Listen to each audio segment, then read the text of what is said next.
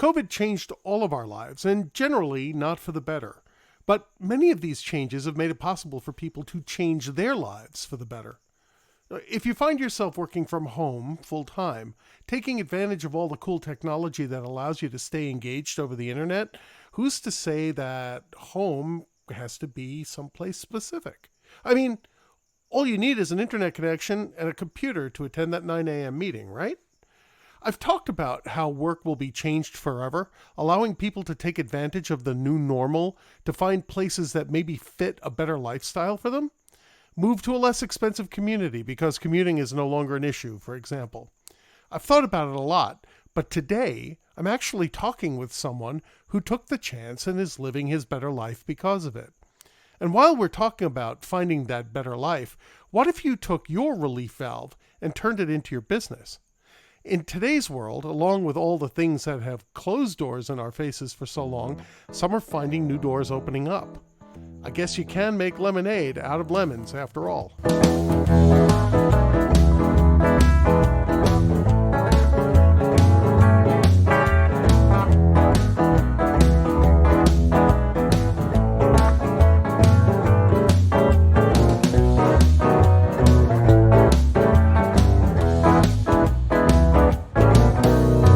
Dave Dinsmore has never taken a single wine class, but he knows what he likes, and best of all, he likes to share.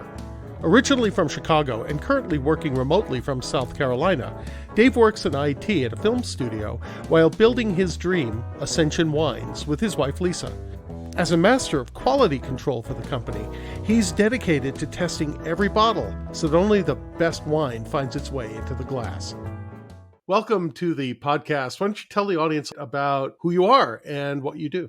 Well, as you said, I'm Dave Dinsmore. I'm 50 something. We'll just say that. I've had a great life and keep enjoying my life. And I enjoy my life by computers and wine. Computers Monday through Friday and wine on the weekends. So my wife and I have a small winery up in Paso Robles. Very small. Yeah.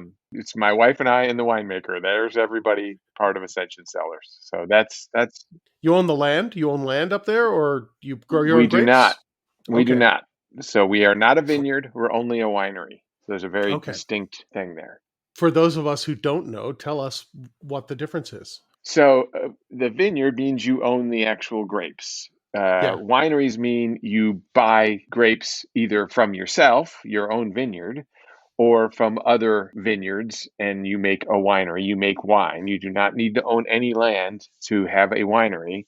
Okay. If you want to call it an estate wine, then you do. So we get 90% of our grapes from Cass Winery up in Okay. Paso Robles, and they are a vineyard and winery, and that's the difference. They can put estate grown on their label. We cannot. We can say from the Cass Vineyard, but we can't say that it's our estate because it's not our estate. Okay. So how does that work? Do you go to the vineyard and they give you samples of different grapes? Well, how does it work? So our winemaker / partner in the business is Eric Allen. So him along with Lisa are basically the palate of the winery. The two of them, in conjunction with the Cass people, decide every year what we're going to buy in terms of the grapes that we think are thriving the best that year. And what we want to make. So if we want to make a Mourvedre like we did 100% in 2017, we'll talk to them in advance and say, hey, we need 6 barrels, which is about 150 cases. So you get about 25 cases in each barrel. Yeah. And so we always shoot for between 5 and 8 barrels of the grapes. And then that goes into those barrels for 2 years. And then Eric will decide on the blend that we're going to have. So we'll normally know what we're going to buy in the vintage year. And then as it gets closer to us bottling, we'll add a little Petite Syrah, Petite Verdot, or whatever to smooth it out. We can use blending grapes.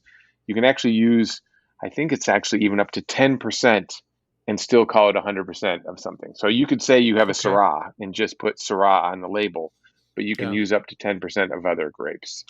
And so For the most part, all of our stuff is blends, so we don't have to worry about that. We know we're having a GSM, which is Grenache, Syrah, and Mourvèdre. So it's the three Okay. grapes from the red grapes from the Rhone Valley, Côte de Rhône, as they say in France, or Châteauneuf de Mm-hmm. Pape.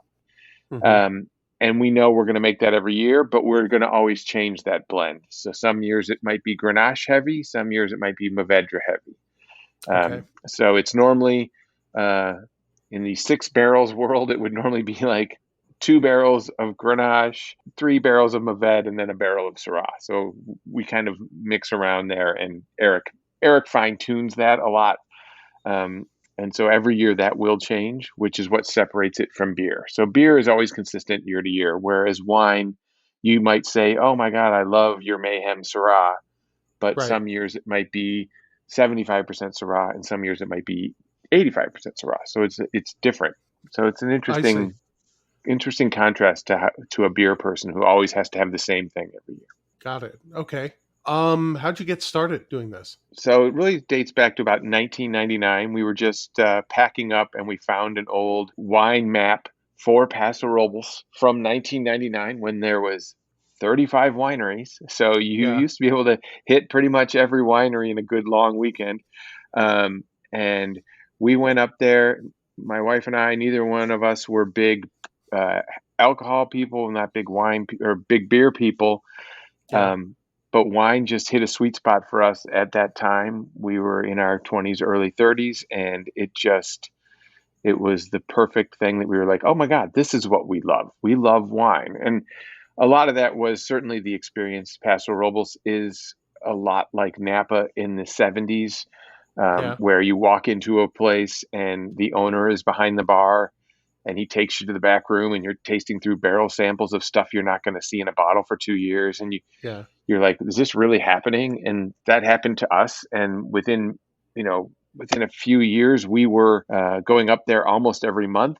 As the wineries were growing, we were also growing in Paso as well. And Yeah. so, to put it in perspective, there's now about 250 tasting rooms and probably another 150 like us without tasting rooms.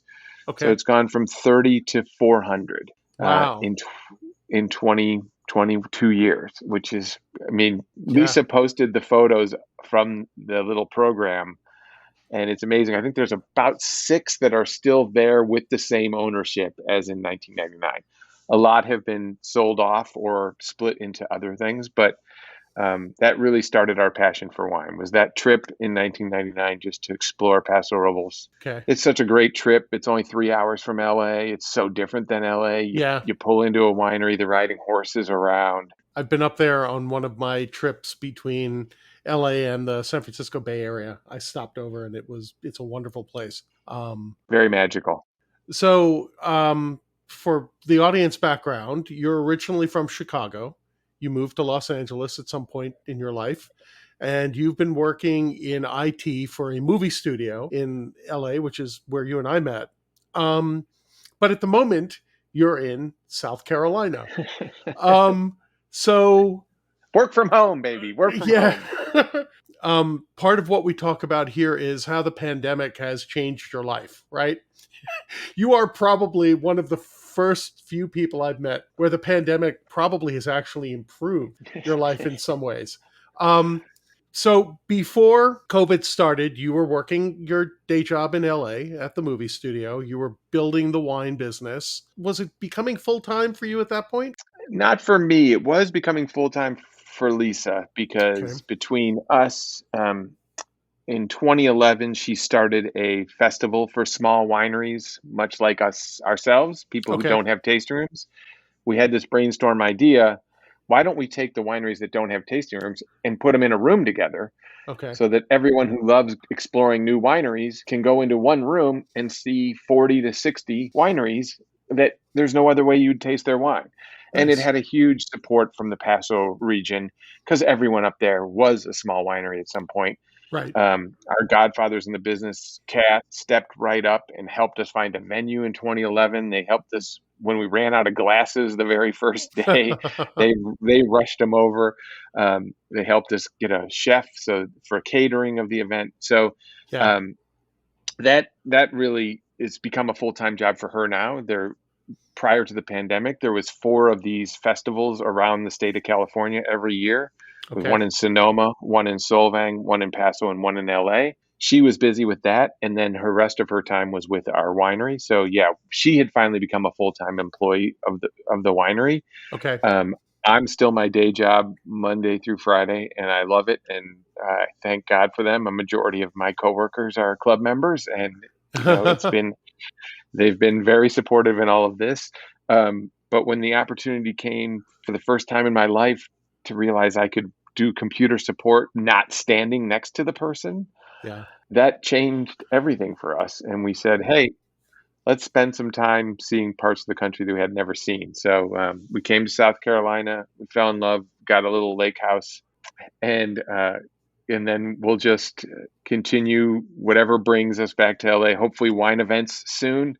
Yeah. November is when we target for the Garagis Festival back in Paso Robles. It will be our 10-year anniversary for the festival, and so it should be a big party. It's normally about a 4-day event, and there's seminars for people who are interested in learning more and more about how to make wine. Yeah. Those seminars have led some people to go from attendees to now they're at pouring their wines at the festival. So Cool. it's really a great experience, and we want it to continue. So but for now, I'll continue to do my day job because I'm just master of quality control for Ascension Sellers. That Yeah. just means I have to drink all the wine. And I'm trying our Tough. 2019 rosé. I'm trying to make sure that it's good enough to Yeah. ship out to everybody. So Yeah. I make Yeah. sure. Being in the entertainment business, being in production, what were the challenges you faced when the world shut down? Because I know it happened very quickly, right? And you guys had a couple thousand people working at the studio who all of a sudden who had never worked a day in their lives from at home, because that's the way it always was, to all of a sudden having to be up and running working from home. What you have to go through? We had a head start because we did have the back end in place to allow a few people who we've hired over the years who were working remote. We've had artists working in Vancouver Island, working in New Zealand. And so Yeah. our tools were more mobile than other studios. And so that helped, but it crushed us that first 4 days. The VPN just went from a peak of 150 users to 2,500 users. Like, Yeah. and so, God bless the back end guys who were so good in that very first weekend rebuilding, and just we haven't had a burp since. Like, Yeah. we get everyone online. I sometimes forget, and my computer might still be online upstairs, and so. Yeah. Um, it was, and the help desk guys, the telecom guys rerouted all the phone calls so that those guys could be at home, and it was just like they were sitting at their desks. Yeah. And the tools have changed so much. We look at, in talking to my boss, like this last year, the biggest thing we had to educate ourselves on was every week there was a new release of a VTC program. So WebEx, Zoom, Yeah. Google Hangouts, Google Teams, those are not the same programs that they were a year ago. Oh, Like, yeah, not I know. even close. They're not Yeah. even the same programs they were a month ago. Yeah. And Yeah. so the challenge was, how do we know how you change to grid view? Because our users are asking, and they might know ahead of us because they got the push to Yeah. the new release. And so I think it's really changed how quickly we had to spin up and learn a new tool, where normally we'd be like, okay, we're going to mess with this for a little bit, and Yeah. then we're going to figure out how to use it. But no, it was like, oh, all of a sudden now we can have emojis in Google Hangouts, which are, and so we have a help desk call saying, how do I do this? And like, we didn't even know that was possible, because it Yeah. wasn't possible yesterday, and it is Yeah. possible today. So the software shift, the acceleration of VTC in particular, but all kind of group participation software in this last year has been like nothing we've ever seen. I mean, you used to go from Office 2011 to Office 2015. So it was Yeah. 4 years before you had a new Yeah. version of Word. Yeah. You're getting a new version of Google Meet every day. Like, Yeah. it's Yeah. seismic. Yeah. I've been saying for a while now that if you had to have a pandemic that shut things down the way this one did, this is probably a moment in history that you can't rival for it, because all of the technology pieces seem to have lined up so that we could actually do this, right? If this had happened 15 years ago, it would have been go home. Sorry, we're closed. Right. Everything is shut Yeah. down. Now everybody's got some level of performing internet coming into their house, though the last mile is always going to be a problem at this But point. it's even better than it was 5 years ago. Oh, yeah, Like it's much. Yeah, light years yeah, ahead of 5 years ago. And yeah. certainly ahead of, you think only 13 years ago, the iPhone was brand new. I Right. mean, and before that, there's no way we could have handled this. No. Oh, you're No absolutely. way. And video conferencing technology is there and it works. And it And the was, four and the cell networks are actually sometimes yeah, I'll be out on the dock and I get 25 meg cell on the dock.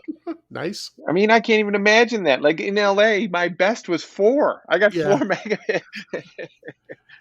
Back in it was a AT&T. yeah, We were all excited about DSL. Well, that was yeah. nothing compared to what we're getting now. Yeah, that's true. Okay, so you took advantage of the opportunity to get out of an expensive marketplace and go into a less expensive place in South Carolina. What has that done from your work life balance? I mean, you're 3 hours different now from you were Yeah, before. I got some really great advice from some of our executives who were based in New York and along the Eastern Shore because we have quite a few, being that we're still Comcast NBC owned. There's quite a few people we deal with on Hmm. the Universal side who have to go back to LA and understand that LA thing. And they were like, don't get up and start right away because and there's some days that I do have to because an exec out here will have an issue. But for the most part, I try and give my mornings to just chilling, reading the paper, making coffee, going on a hike. There's some great state parks all around Columbia that Yeah, you just walk around a lake. I kayak on this lake or whatever. I just make sure that I don't start until noon, which is 9 a.m. back in LA. right. And then they also said, you know what, in the middle of the day, like try and clear 4 to 5 to give yourself a little breathing room, which is good because that's normally around 1 o'clock and Yeah. pretty much everyone's at lunch at that point. And it's kind of what we would do back on campus anyway. So I try and give myself 4 to 5 to have happy hour, Okay. not non-alcoholic happy hour, but Okay. uh, just have some time. Lisa and I will go down and sit on the dock or whatever and just enjoy like an hour, which would be a normal lunch. Um, and then we just try and stay up a little later than I used to in LA. I was pretty much a 9:30, 10 o'clock. Yeah. So here I try and stay up to 11, 11:30, watch a good movie, and then start it all over again. So we have, it's been some great advice from everybody as to how to manage that. Yeah. Okay. Do you think they'll go back on site? Do you think the offices will reopen? I do. I think at some point, I mean, I definitely think there's two sets of individuals who've handled this last year. Yeah. There is people who have a situation like myself, where been there for 25 years. I've done all the parties. I've done all the hanging outs. I've done all that. I have, we get enough social interaction with all of our Zooms and Yeah. everything that some of us are okay and able to work. I think certainly some of the animators who are in that same age group as me, the ones who've been there for 20 to 30 years, Yeah. are enjoying not having that commute. And I think they're more productive. And I know they're more productive than they were before when they Yeah. would just come in, work, and then leave. And there's a lot of distractions at work. Yeah. And Um, plus, working from home, your day tends to not end at 5 o'clock, right? And You, yeah, and it can yeah. even go on the weekends. I mean, even Yeah. like especially 3-day weekends or whatever. So I definitely think there's that group who's handling it very well and has home situations that lend to that. And then I think there's the 20 somethings and the 30 somethings who might be in one bedroom apartments, might have roommates, might have Yeah. distractions that are different than ours and really miss and haven't had the experience that we have all had of being able to go to all these events and have all these release parties and all that stuff. So, Yeah. and the good news is, I think there's a way we can now have both, Yeah. and everyone can do what they want to do. And certainly, as people go back, if they don't need to, be there every day, then maybe they can work from home 2 days a week and have Yeah. a little bit of different Yeah. experience. And especially ones who are an hour drive. Found out one of my coworkers for 18 years has been driving 2 hours each way to work. Well, he's gotten back. I mean, he's worked there for 20 something years, and he's 16 years living over an hour and a half to 2 hours away. Yeah, I would go insane. yeah. But I I hey know I know someone else who did that, and I this live I'm looking at him. I lived 35 miles away from work, which is nothing relatively speaking, and it was an hour and a half in each direction when traffic was normal. So I knew I had to hit the bubble in the morning to get on the freeway by 6 o'clock or around 6:15 if I wanted to get there on time. In like an hour, and then I stayed till after 7 every night, so that traffic was only 45 minutes to get home. But that was life in LA, and in LA you trade off, right? If you want to Hmm. live a comfortable life by the beach, you have to commute. That was life, right? The schools were better where I lived, and it was better for my kids and my family. So I did that for like 30 years almost. Yeah, well, I started there, man. I was in Redondo Beach when Yeah, I started, and I was like, ooh, that commute is just yeah, brutal. I mean, yeah, it took a good 30 minutes just to get to the freeway to sit for yeah, another hour. yeah. Um, and so I think there'll be a trade-off. And I think, if now that we have all these tools in place and they're only going to get better, I can't ever imagine we're going to have a meeting again that's not going to have a screen over with people who are True. zoomed in. Very true. That's never going to happen again. Like that Well, is just we going to be a always part of did. our life. Right, we always did though, We historically, right? So Right. you've mentioned everything. So we worked together at DreamWorks Animation, okay, and we had a studio when I was there, based up in the San Francisco Bay Area in Redwood City, and every meeting had video conferencing going on, right? Because we had teams scattered all over. We had people in India that were part of our teams Yeah. We as well. basically made that. I mean, Yeah, our technology that we gave to HP yeah, is what would become what we're doing yeah, now. I mean, yeah, we wrote the codecs that synced up people's lips and their yeah, video, and we were on the cutting edge of that because that's what Jeffrey wanted. He never yeah, wanted to say, "Oh, I can't hire this incredibly talented producer, director, animator because they want to live in London yeah, or on Victoria Island." It's like we would figure out a way, and yeah, that's what was great about, and that's why who's released the most movies since this happened? yeah, yep, NBC Universal because of DreamWorks, and yep, it's been it's great being the front end support guy because they are all like, you're so great. I'm like, I have to pass it on to some of our back guys because yeah, they're yeah. the They're ones keeping who've the pipes handled running. all this. They Yeah. have done a brilliant job. Okay, so the IT job you're in South Carolina works great, terrific. What about the wine business, man? Paso Robles is 3,000 miles away.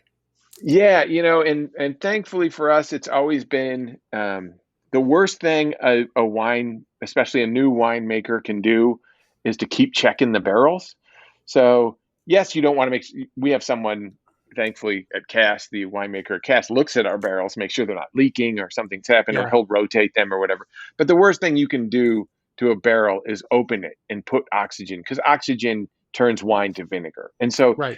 these young winemakers who we talk to all the time, they have this great wine and they've been checking it every week, opening it up. It's like you're not gonna. Yeah, It's gonna be vinegar by the time you're done. So it's very important that you let barrels sit. So the winemaker Eric lives down in Orange County, so he gets up there, once a month or so. yeah, But the best thing we can do is just be away from it. And so all of Lisa's marketing tools, she's, thank God for our wine club has been insanely great during this time. We just sent out a thing and everyone adds to their orders. Um, we have tried to educate people at festivals in the past, like showing them, the difference between the wines and how you go from what's Cabernet and how it's a yeah, heaviest wine and versus Grenache or Pinot, which is light wine. So we've extended that, and for pretty much every other Sunday in the summers, we have done a Sunday sipping class on our Facebook and Instagram pages. So they can go to the Ascension Sellers Facebook page, and you'll see them up there. It's just us. She'd be sitting in the chair next to me here. She's the yeah. smart one. I just add comic relief. And they've gone really, really well. And we've gone over not only our wines, but like this weekend we're talking about Movedra. So tomorrow night on Facebook, 4 o'clock California time, we'll be doing our little Zoom/Facebook where we're going to go over the grapes, and we talk for about an hour and just give people an education. So that's what we've tried to do to continue people keeping Ascension Sellers in people's minds, and also Hmm. keeping us doing what we love to do, which is talk about wine and expose people to great wines. So um, that's been a huge relief for us. Yeah. And once we need to come back there, and we can come back there and go back up to the winery and start pouring at events again, we'll be all over it. So Yeah. it's really simple. We can easily stay there, and it's a 4-hour flight from Charlotte to there. So no Okay. problem. How's the pandemic affected the broader family, right? You and Lisa are a self-contained unit mostly, right? So, how's the rest of your family doing? Uh, thankfully everyone's doing really, really well. I mean, we've all gotten the vaccine, so hopefully will start coming down and seeing us. And we just had her sister here to expose them to South Carolina. She'd never been down here before, so had a great time. So yeah, no, luckily everybody's good. Yeah. My brother on Cape Cod probably was the most exposed early because all those New Yorkers fled to Cape Cod Yeah. early, and so he got exposed but was able to handle it. And Okay. basically he's at an age in his life where he was like, look, I'm not, he's a plumber, so he's like, I'm Yeah. not going to see you, I'll just do my work, and you have Yeah. to leave the house for an hour. Yeah. Yeah. Yeah. And they would, you Okay. want your plumbing working, Yeah. I tell you to get the hell out. That's true. In the course of the last year, I've had the plumber out twice because you know what? Some things don't wait for haircuts can wait, but plumbing has to be fixed right away. I will say it's the funniest story with him is that he's in Wellfleet, which is a very hot town on the tip of Cape Cod. Yeah. And at the restaurants there in the summer, there's lines down the street. And but we pulled up in the plumber's van, and they saved it. Like we walked past Eric Clapton. This is, and they walked us right to a table and sat us down. It's like, you know, he's the plumber, because if the thing's not working, I have to shut the restaurant down. Like I get 3 months to make all my money. Like Yeah. he's the plumber. You That's are all awesome. customers. He's the plumber. It was so brilliant. That's awesome. Listen to that, kids. You can get a better table at the restaurant than Eric Clapton if you go into a skilled labor job. How are you feeling about the next 6 months? I'm thinking it's going to be good. We're really hoping to get Garage East back in Paso in November. Like I Yeah. said, I think it'll be right about the same time. DreamWorks, I don't know if it'll be 100% again, but I really think we'll be back to somewhat normal, and I think people will start going into theaters again. But Yeah. we've certainly changed that paradigm with everything we've done with the pay-per-view stuff. I mean, Yeah. Yep. you Yep. know, The business is different now. HBO is doing all of their stuff, releasing movies. I'm looking up at my giant screen. I put in a nice sound system down here. Yeah. Um, we knew it was coming. We've talked technology for Yeah. a while. Yeah. There's just certain of us who would rather watch a movie on release weekend at home than to Yeah. deal with people. And I think that will now always be an option, which is probably the best thing to come of this Yeah. Yeah. in the I movie agree. industry, is that I can finally enjoy a movie opening weekend Yeah. without having to, we have Yeah. small bladders. We like to enjoy our wine.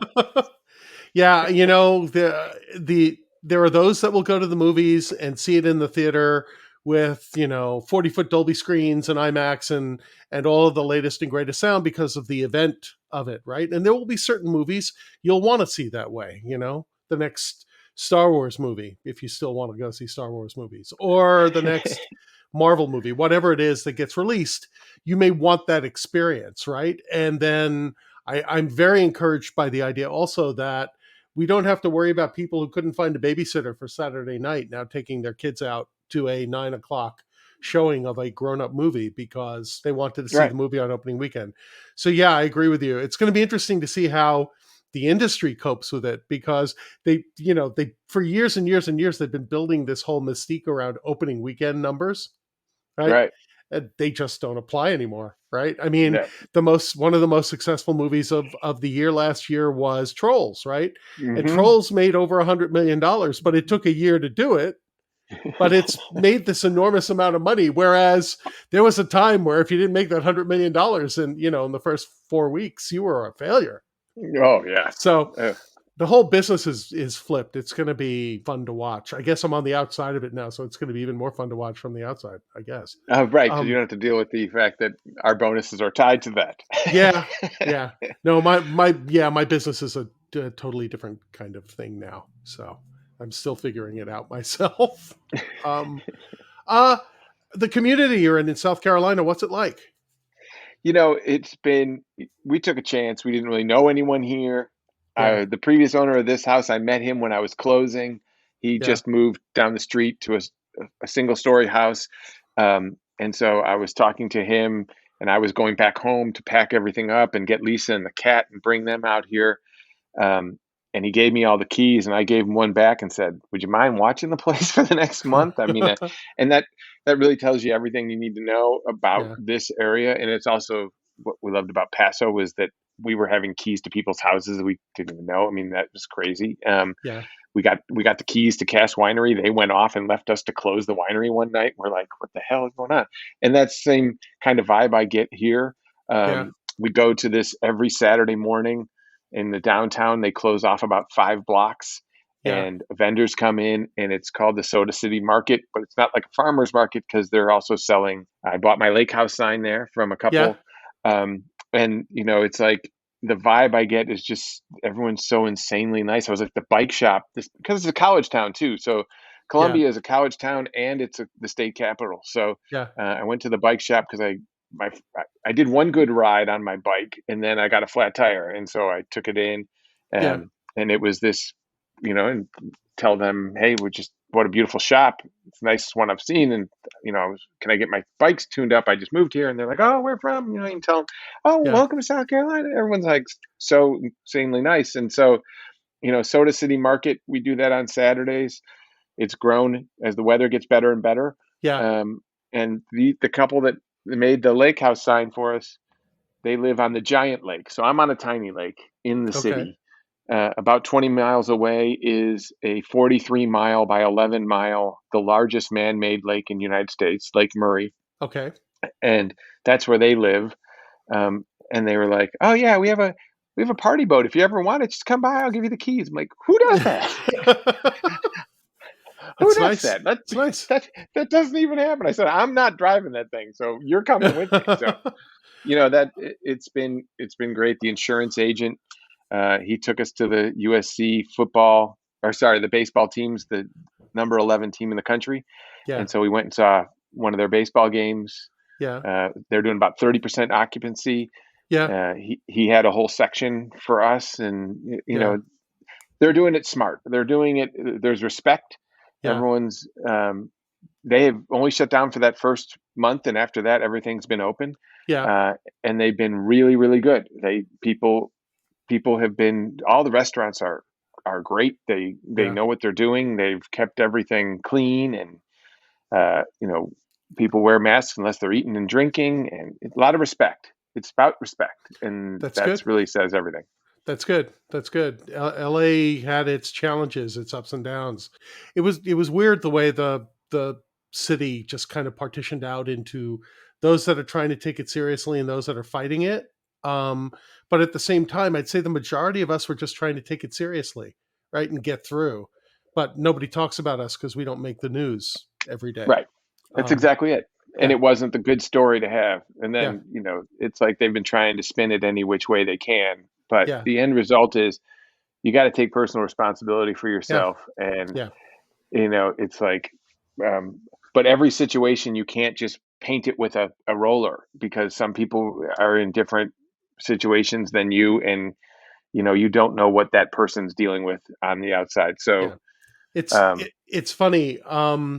I spoke with somebody a couple of months ago who also lives in a small town just south of Sacramento. He has a ranch, and it was the same thing, right? The perspective from small towns versus big is in small towns you have to trust the situation and you have to respect the what people are making the right judgments for themselves. And in the big cities, there's a sense of no, we have to control it, right. from a central Which point. which I think, we know so many people with restaurants in LA, and it's Yeah. just been devastating beyond belief. I mean, Yeah. we all, if you've ever met a chef, and I'm privileged to have a friend who's a great one, and um, but I've met through him a lot of other chefs, and they're they're people who really need social interaction. They want to hide in the kitchen, Yeah. but they love finding out that you love their food. They get up every day to make, like, some of them, they run a barbecue joint. They might get 3 in the morning. They start Yeah. smoking that day's lunch, Yeah. and they need that, because if their brains are idle, they go to dark, dark places. And so we've really destroyed a lot of people by not letting our restaurants serve food to people.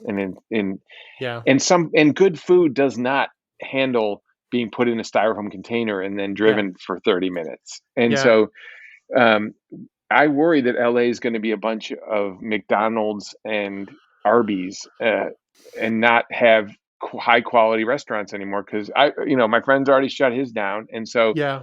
it's going to be a thing. And here, I will say, they stepped up and said, "Look, restaurants are open. It's up to them. Let them decide how to do it." And Yeah. you know, I no, I get what you're saying. I think that I think that a lot of folks will come back. I think that there'll be a lot of new people that will have an opportunity to come along. I'm hoping that some of the municipal changes, like out in LA, because we're summer all the time, they blocked off a lot more street for restaurants to have outdoor dining. I hope that trend continues in the future and we get more and more of that, because it's also just a nicer kind of environment. no question. Paso But Robles did it brilliantly. If you get a chance to go up there, you yeah. can actually reserve picnic tables in the park. So you can Oh, go to the local restaurant, get the food, and then go and sit at your picnic table. And they have people there bringing you silverware if you need silverware, like very that. cool. And they blocked off a lot of the parking spots and opened up other parking spaces so that the restaurants could have sidewalk serving. Yeah. That's, you're right. I love dining outdoors. I love, that's not going to work in Minnesota, No, but no. Yeah, it's or true. my hometown of Minnesota Chicago. or New York for that matter, right? Yeah. It's there. You hit a certain point in the year where it doesn't work. But I mean, I can tell you certainly from my experience and living in LA, living in any big city, right? What a lot of what happened with the lockdowns for the pandemic were about controlling the hospital flow, right, and keeping the hospitals from becoming overwhelmed, because I know, like all of the local hospitals down here in the South Bay in Los Angeles, at one point, probably towards the end of last year, beginning of this year, there were no ICU beds anymore. There were no hospital beds in general, right? The hospitals were at 100% capacity. And the infection rates and the people getting sick from it was bad. And so the idea of locking down and keeping people from getting close to each other was more about the fact that if you did get sick, you had no place to go, right? Because we don't have a medical system that can ramp up fast enough. For whatever reason, the government wasn't smart enough to figure out how to supplement it in a way where it could survive the peaks. Well, it was hard because you can't I mean, look at New York. You can't throw a sick person in with a COVID person. So No, right? it was a different, it was because it would capitalize. It loved to Yeah, find the weak hosts, and yeah, what better weak host than in a hospital? So right. if I went in there because I was feeling like some things in my throat, Yeah, non-COVID related, yeah, it was, yeah, and I feel so bad. I mean, we know so many people who couldn't go and be with loved ones who were sick in a different way. They weren't, yeah, a car accident or whatever. yeah, yeah, Um, and, and so they couldn't be with their loved ones who were, not long for this world. And that's horrifying too. And so, yeah, I think the thing that was upsetting me with LA was, it was like the faucet, right? You turn it on and then you turn it off, and then the next yeah, time you turn it on, there's this rush. And yeah, it seemed like by opening and closing and no one really knowing what yeah, was acceptable, like, yeah, they did a horrible job in LA of yeah, telling us, what can we do? Like, can I go to this restaurant? Is this yeah, restaurant open? yeah, And then when they did say, oh, now you can go, it was packed. Like there was, Yeah. the beach, like, Yeah. so, so if you would just like, cause that's what they did here. Like Charleston is a huge destination for people. That's about an hour and a half from us. Yeah. And they basically never shut it off so that they could control the number of people who were always there. Hotels were only allowing 20 to 30% occupancy, so they could. But Yeah. whenever you have this on and off again thing, people Yeah. are going to rush to it. Like, I know what's going to happen when everything truly opens back up again. It is going to be a party like the Roaring Yeah. Twenties. Oh, Like, yeah. Absolutely. and You can already feel and it building. and so that can't be good either. that that's going to Yeah. bring out all sorts of other problems that are going to happen. So Yeah. w- Yeah. I just think that everyone I know is healthy and good and being smart. And hey, we were computer people. I used to go to Yeah. people's desks. I washed my hands 20 to 30 times a day. Yeah. Yep. Yep. Yep. I know. I know. I'm like, I can't believe that we have to tell people that you need to wash your hands. Yeah. It was, yeah. Yeah. You're right. Absolutely. So in the show notes, we will have all of your website connections as well as the Facebook page so that people can come and join you for your weekly show. Is there anything else you want to plug? Yeah, so basically ascensionsellers.com. That's a great place to go. It'll prompt you to sign up for our newsletter. That's how we keep in touch with everybody. The Facebook and the Instagram sites for Ascension Sellers, and then for me and for Lisa, she's Daily Wine on Okay. Instagram. That's how you see our Sunday sipping is on the Ascension Sellers Facebook page. It's go through some of those. We've had some great ones. We try and intermix it with some trips we made before the pandemic. So Yeah. I biked all over Chablis, all over Burgundy. Uh, and so we talk about, the best way to kind of see those places and hope to God we can see them again. Yeah. Um, but, our biggest thing is to make sure that people don't just say, I only like this grape. I only like Pinot, or I only like Yeah. Cabernet. It's like, expose yourself. Like, what is it you think you like about those? And maybe you don't realize that you do love Syrah, or you do love GSMs that are, different. So, or white wine. We love Yeah. white wine. We're huge fans of every type of white wine, whether that's oaked or unoaked, and what's the difference between those, and Chablis versus Roussanne, which we love. So, it's like, it's a good place to go. So go up to Ascension Sellers Facebook page and watch some of those videos. Awesome. Dave, thanks for taking the time to talk to me. You are the best, man.